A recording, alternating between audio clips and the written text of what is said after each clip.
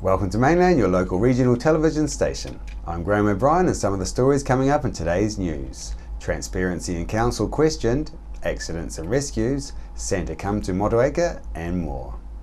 A Nelson woman who fell down a flight of stairs at her home on Friday evening has died as a result of her injuries. Debbie Marie Hill, aged 49, was found at the base of a staircase about 10:15 p.m. on Friday.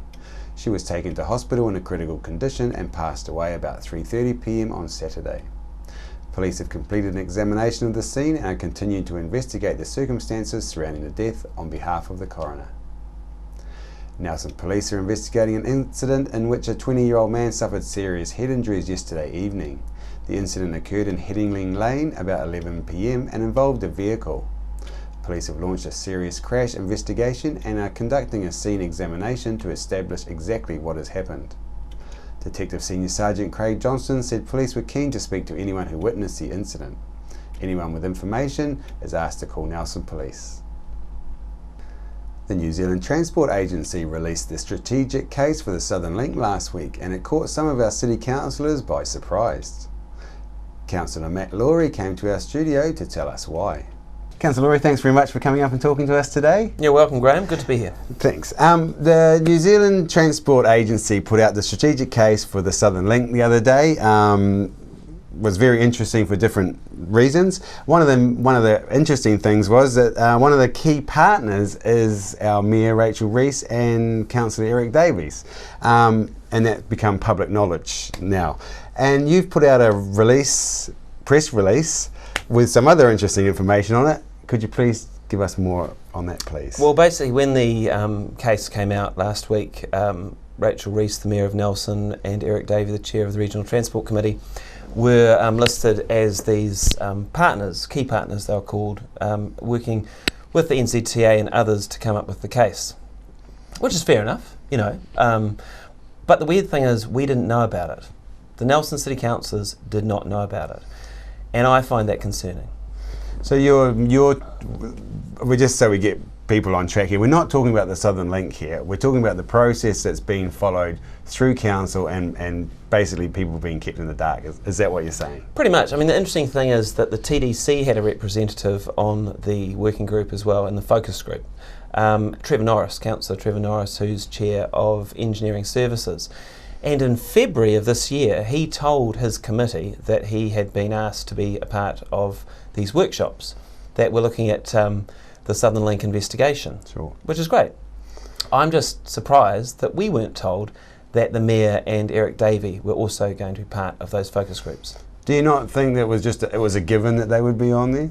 I don't know. I think this is a very sensitive issue. And I think when you're dealing with something as controversial as this, you need to be as transparent as you possibly can be. And basically, I don't think that the Mayor and Councillor Davey have been as transparent as they should have been on this very important issue. Yeah, and I mean, going back to transparency and accountability, I mean, we've already had that in the papers before when another group spoke out about the Southern Link.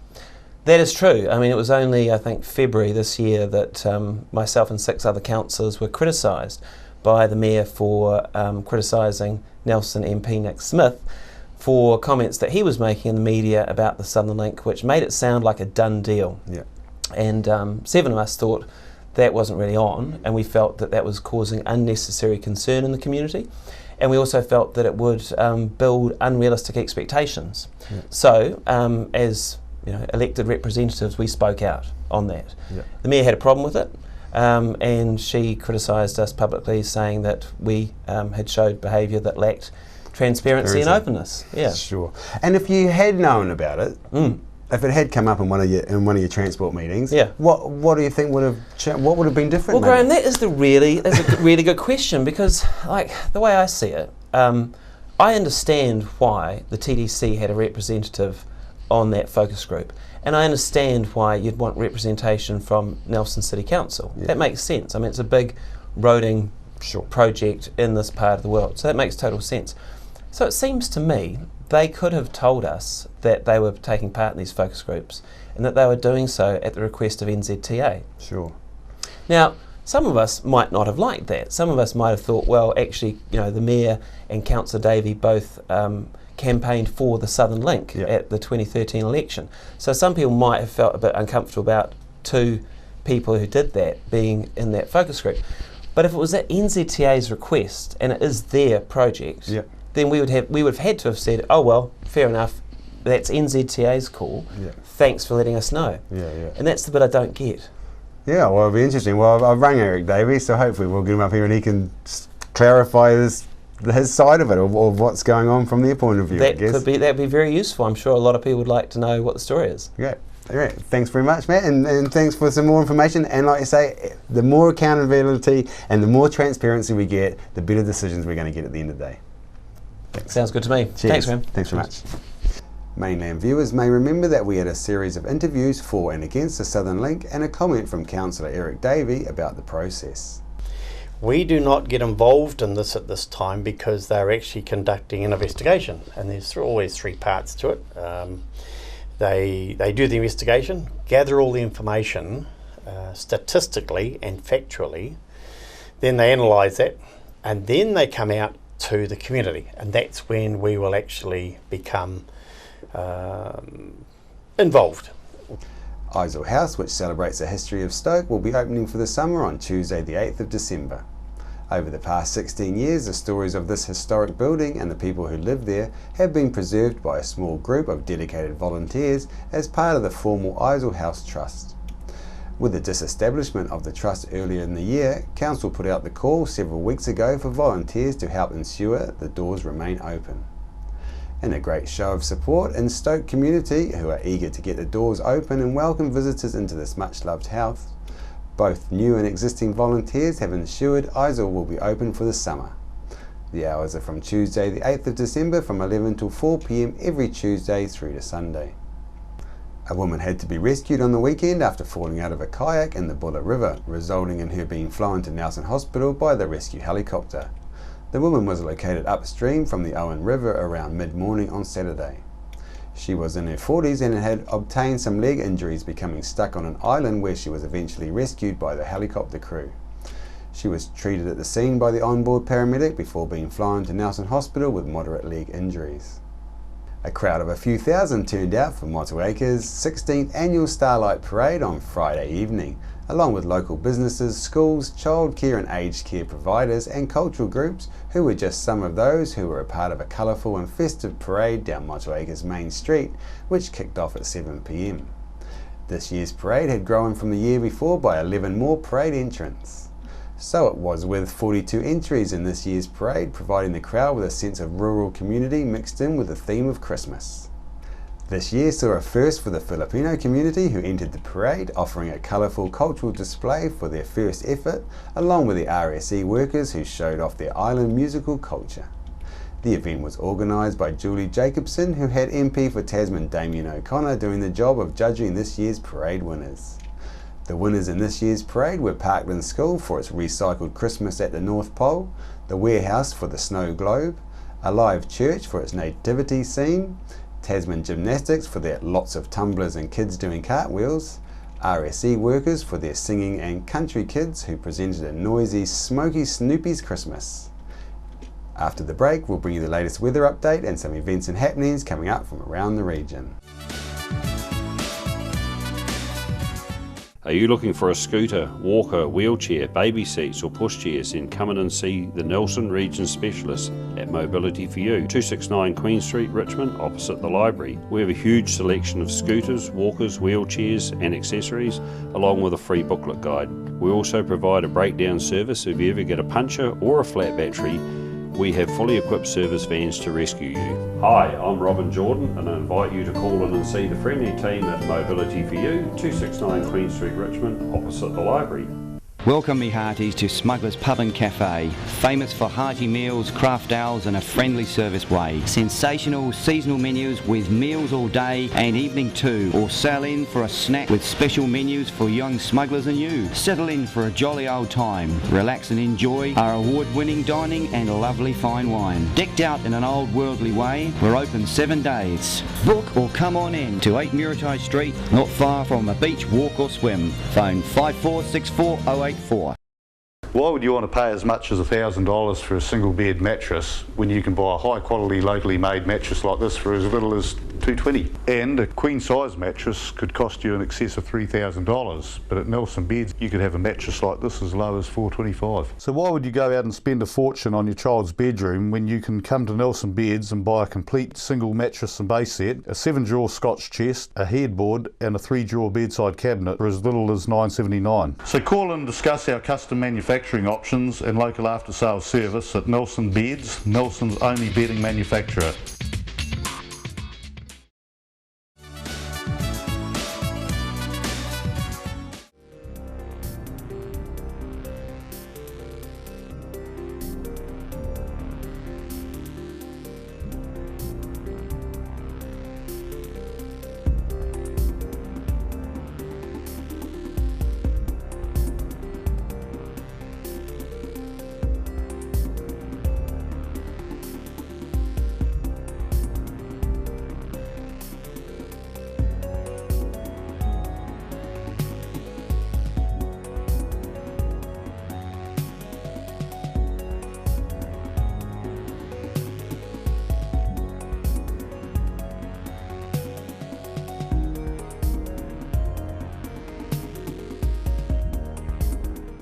Victory 60 Plus is on Tuesdays at 1:30 through to 3:30 p.m. at 238 Upper Vanguard Street. You can join in for cards, games and a cuppa.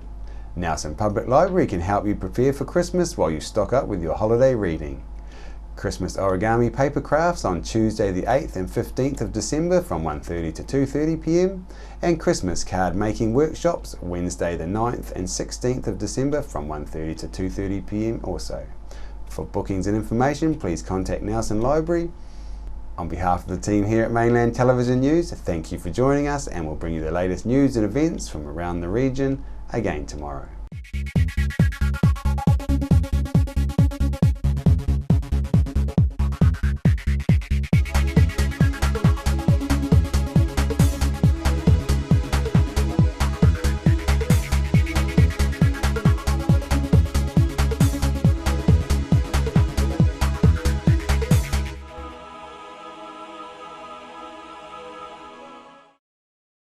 Supporting local content so you can see more of New Zealand on air.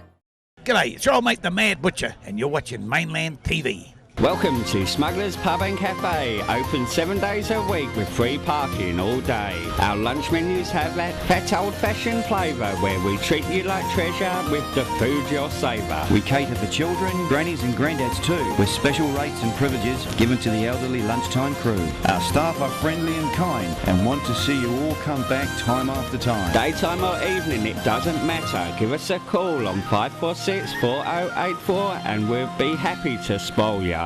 World War I was a defining period in our history, impacting greatly on the lives of people from the Nelson province. Memories of the First World War is an exhibition which will be displayed in a number of regional venues and is currently on at the Nelson Provincial Museum. Nelson Tire Center. Great prices, great service. Buy your own Bryford trailer. All types, all sizes. See Colin Douglas for your tires and batteries. Why would you want to pay as much as $1,000 for a single bed mattress when you can buy a high quality locally made mattress like this for as little as $220? And a queen size mattress could cost you in excess of $3,000, but at Nelson Beds you could have a mattress like this as low as $425. So why would you go out and spend a fortune on your child's bedroom when you can come to Nelson Beds and buy a complete single mattress and base set, a 7-drawer Scotch chest, a headboard and a 3-drawer bedside cabinet for as little as $979? So call and discuss our custom manufacturing options and local after sales service at Nelson Beds, Nelson's only bedding manufacturer. The pursuit of new chemical compounds has always proved to be a fascinating journey, and chemical invention has created several major technological steps forward, though not, however, without unpredictable and dire consequences. Back in 1974, two American scientists published a theory which claimed that the apparently harmless gases used in refrigerators and spray cans were destroying the protective and delicate ozone layer in the atmosphere. Should the theory prove to be true, it would not only mean a substantial increase in the numbers of those contracting skin cancer, but also have completely immeasurable consequences for food production. So, for several years, scientists worldwide were searching for proof of the validity of this theory without success. Nevertheless, should the theory be proven, mankind would face yet another fatal dilemma.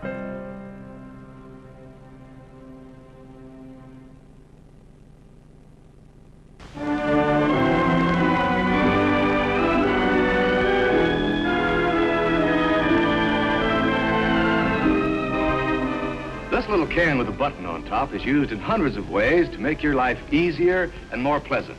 It contains an aerosol. And of course you know what this is. Now what do these two things have in common?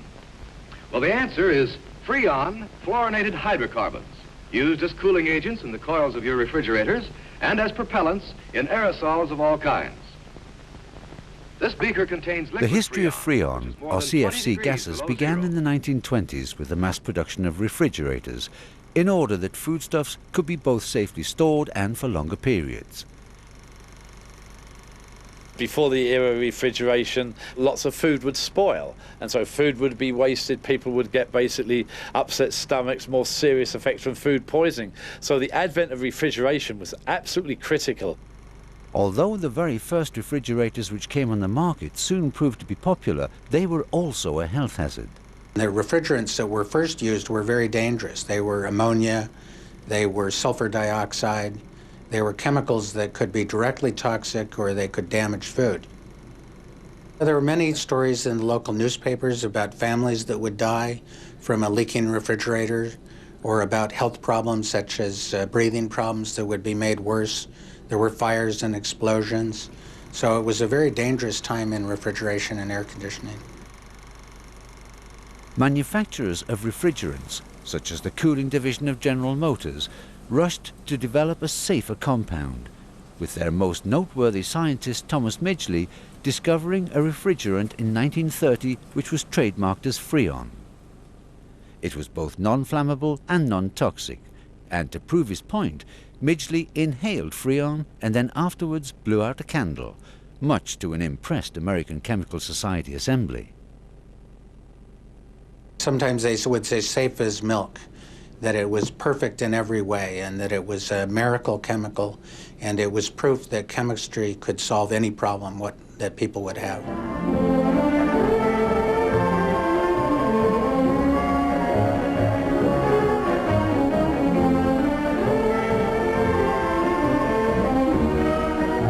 The application of CFC gases in refrigerators became a huge success, and their usage quickly spread to dishwashing sponges, foam rubber, foam insulation, and aerosol cans. Today, Freon, made by DuPont, is used as the power plant in many, many types of aerosol products. They make your life easier, safer, more pleasant. Better things for better living through chemistry.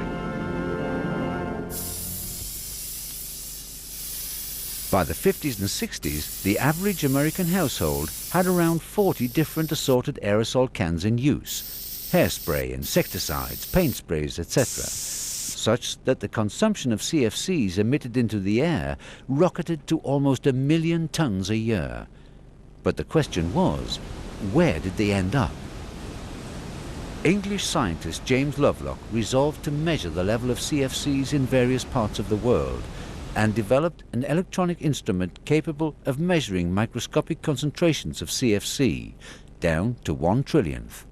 For 30 years, CFCs were put into the atmosphere and no one bothered, or could indeed, measured them in the small quantities were there. And then Lovelock came along, and he was able to make enough measurements around the world. He actually went on a cruise to the Antarctic and back, measured the latitude gradients of all the CFCs, which of course had never been released in those days in the southern hemisphere, and it was possible to do some sums which very crudely interpreted said 99% of all the CFCs ever released are still in the atmosphere.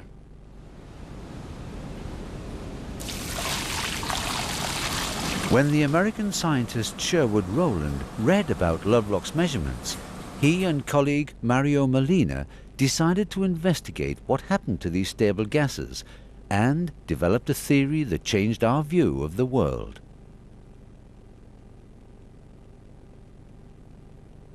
I knew from the experiments that we were doing in the late 60s and into the 70s that chlorofluorocarbons could be decomposed if there was just enough energy about them.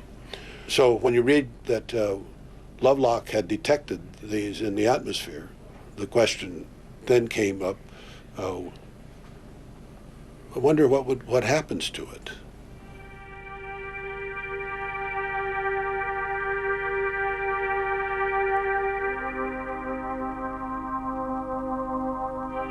Rowland and Molina concluded that the gases rise slowly up into the stratosphere, the upper layer of the atmosphere, where they mix with the ozone layer, the protective shield against the sun's harmful ultraviolet rays. And here, the sun's rays liberate chlorine from the CFC, which in turn then attacks the ozone before breaking free again, and thus a chain reaction has begun. On the average, you lose about 100,000 molecules of ozone for every chlorine atom you produced. And when you go back to 1 million tons of chlorofluorocarbon released in the atmosphere, roughly, every year, and they're talking 1970s, and then you multiply it by 100,000, that begins to be an amount that is important on a global scale. Rowland and Molina calculated that if the production of CFCs continued to rise at the same rate, the gases, which by 1995 would have caused a global ozone depletion of 7%, would by 2050 have destroyed somewhere between 30 to 50%. An alarming calculation indeed, because it meant that yet even more of the sun's harmful ultraviolet rays would reach the Earth's surface and would affect both vegetation growth and cause a marked rise in skin cancer. Your first reaction is, somewhere we've lost a factor of 1,000, so we better check this calculation, and we did and realized that we hadn't. So at the American Chemical Society meeting in September of 1974, that's when I said that in press conference that we think CFC, manufacture and release of CFCs should be stopped. Oh, and that put the fat on the fire.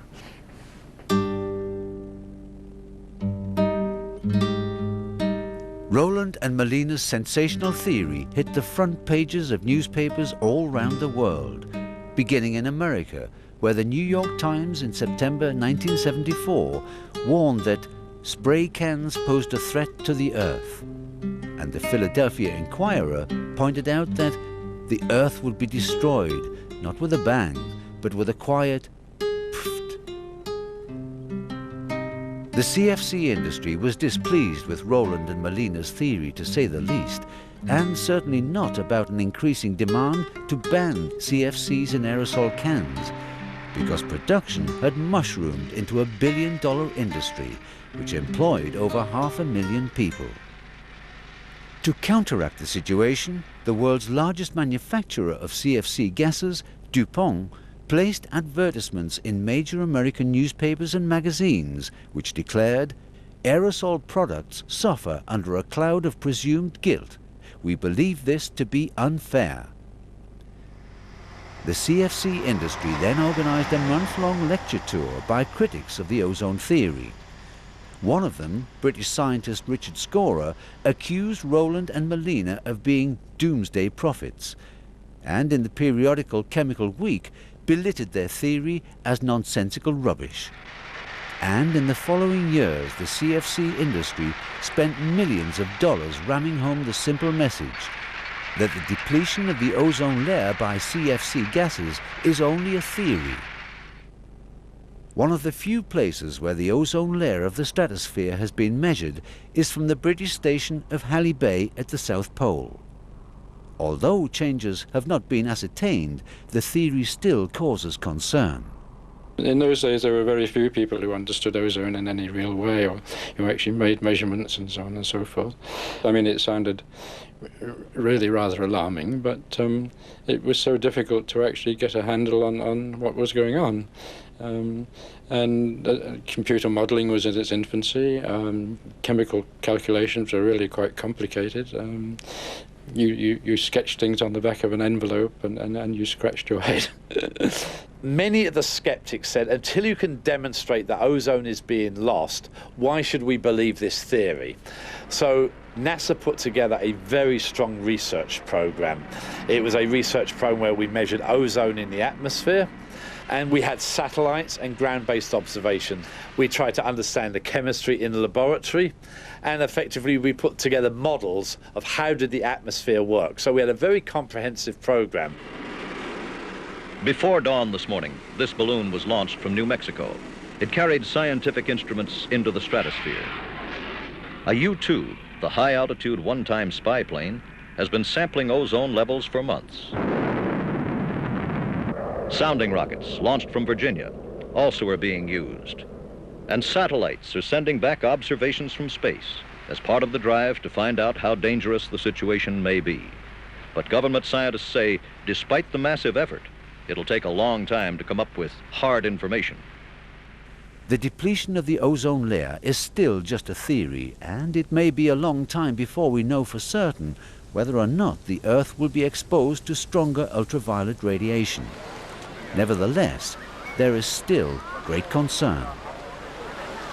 The public actually did get very, very concerned very quickly that indeed these fluorocarbons could actually have adverse health effects, i.e. cancer. If there's one word in the dictionary that scares the average person in America and in other parts of the world, it's the word cancer. So as soon as there was a link between fluorocarbons, the ozone layer and cancer, the public started to scream. The American Environmental Protection Agency estimated that an increase in ultraviolet radiation would raise the number of skin cancer cases by 1 million a year, should the use of CFCs continue to increase. The EPA was also concerned that the radiation would weaken our immune system and thus increase the risk of infectious diseases. The American authorities reacted quickly and in 1978 banned the use of CFC gases in aerosol cans. The industry began research to find substitutes for CFCs. But following the ban on CFCs in aerosols, public debate died down. In the United States, the EPA banned the uses, and a few Nordic nations banned uses successfully, but everything became quiet after that. And for the longest time, there were no scientific investigations, there were headline news, and the environmental NGOs were completely silent. Some research shows that the public thought that the problem was solved, that they thought that CFCs were just used in aerosol products and that they were banned. So in countries like the United States, people didn't believe anything was wrong, and they didn't have anyone calling them to action.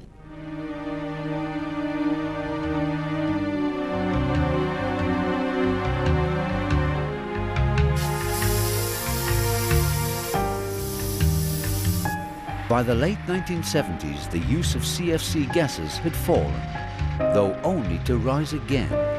For the ban on CFCs in aerosol cans only had a limited effect and couldn't compensate for an increased use of refrigerators and foam insulation, about which no one seemed concerned, since it was still only a theory, and at that point in time, no one had been able to measure a depletion of the ozone layer or an increase in ultraviolet radiation.